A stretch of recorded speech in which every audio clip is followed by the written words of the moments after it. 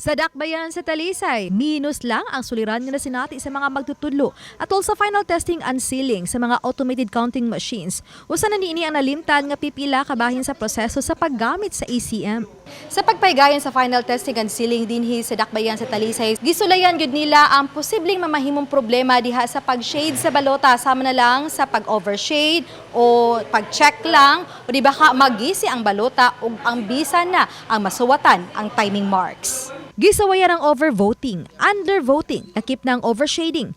Period lang ibutang inay nga i-shade. Adunay check lang igibutang sa circle, giikisan o gadunaw sab uban nga nasuwatan ang ubang bahin sa balota. Gisawayan usab og gisi ang parte sa balota ug ang nabangag tungod kay grabe ang pag-shade nga parte sa balota.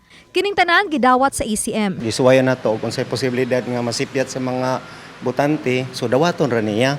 Either na x gamay pero kung mahimo ato lang yung sundon ug unsay maayo jud nga angay buhaton. Check if complete ba ato ang peripherals, the ACM, all the contents. I-check from battery to headset to USB because there is gonna be a diagnostic test.